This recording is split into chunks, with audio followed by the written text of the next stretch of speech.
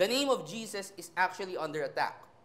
And what I mean by that is that there are a lot of people, or a lot of Christians, so to speak, that they teach that, Jesus' name is not real Jesus. It's not really Jesus. Okay? And, that is really sprang around here in non-denominational churches, where they would say like, it's not really Jesus, it's Yeshua, right? Who heard that name Yeshua before, right?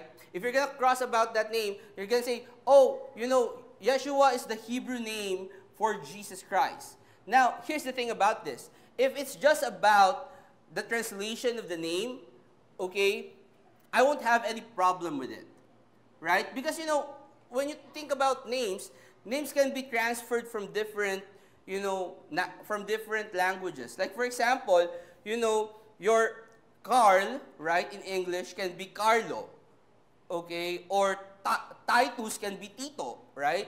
In different languages. So, there's really like, you can see that pattern, right?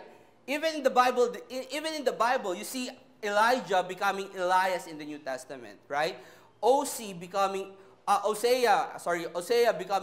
in the New Testament, right? So you can see definitely that there's gonna be some different name pronunciation and things like that. Even in the Bible, that's happening, okay? So that's not really my issue. I don't care if you think that the Hebrew name of Jesus is Yeshua.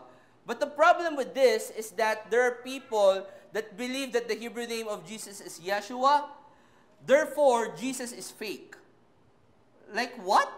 If you're going to use Yeshua and you're going to say, hey, the name of Jesus in Hebrew is Yeshua, that's fine, I guess. But if you're going to say you should not use the name Jesus, then that's the problem. Because if it's just a name translation, if it's just the translation of the name, why do you have a problem using the name Jesus? Right? But I'm going to prove to you, and this is the reason why it's important, because in Acts 4, it says that neither is there salvation of any other, for there is none other name under heaven given among men whereby we must be saved.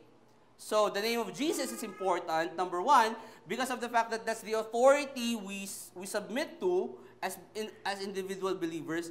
And number two is the fact that that's the name whereby you must be saved, right? So if Jesus is not true, then we all have a problem, right? Okay? So, but the problem with that is that, actually, Yeshua is a false name. Okay, and I'm going to prove that to you. Well, Brother Chris, how are you going to prove that? Do you know Hebrew? Well, I don't know Hebrew, okay? But we have this book here, right? The King James. And this is what you have to know. That the King James Bible, the Old Testament, was written in Hebrew. Everyone agree? Right? And Aramaic, some of that. And the New Testament is written in Greek. Okay? Now, the name Jesus is written in Greek because it's in the New Testament, right? So, you should trust, and by the way, when you look at the New Testament, the Greek New Testament, it spells like I-E-S-U-O-S. So, it's like Isus, okay? So, that's how you're going to pronounce that name, Isus, okay? But they say, oh, that's going to be, but that's Yeshua in Hebrew. I'm going to tell you it's not. Okay, I'm going to prove that you. Go, if you would, to Acts 7. I mentioned before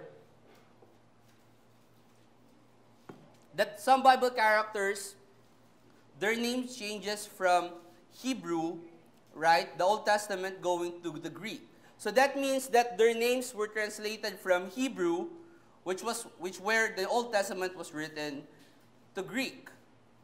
Everyone following, right? So when you have Elijah in Hebrew, that becomes Elias in Greek, right? When you got Hosea in Hebrew, you got OC in Greek, okay? So the problem with that is, but the point that I want to make is that in Greek, there's another Bible character that was named Jesus. Okay, look at Acts 7 verse 44. Our fathers had the tabernacle of witness in the wilderness, as he had appointed, speaking unto Moses, that he should make it according to the fashion that he had seen. So this is talking about the forefathers of the Israelites. Okay, and Stephen was actually talking about how God gave them a pattern of the tabernacle to follow. Which also, verse 45, which also our fathers that came after brought in with Jesus, notice that name, into the possession of the Gentiles, whom God drave out before the face of our fathers unto the days of David. So who's that Jesus? That's not Jesus Christ. Okay, that is Joshua, because the person that, you notice how that person Jesus, it says there that, the forefathers of the Israelites was brought in by that Jesus into the possession of the Gentiles. That's when they inherit the promised land, so to speak. Okay, and they inherited it from the time of Joshua. Okay, so that Jesus is not Jesus Christ, that's Joshua. So what that tells me is that if Elijah in Hebrew is Elias in Greek, right? And Hosea in Hebrew is Osee in Greek, that tells me that Jesus in Greek must be Joshua in Hebrew. Make sense? Right? Let me prove it to you. Go if you would to Numbers chapter 13.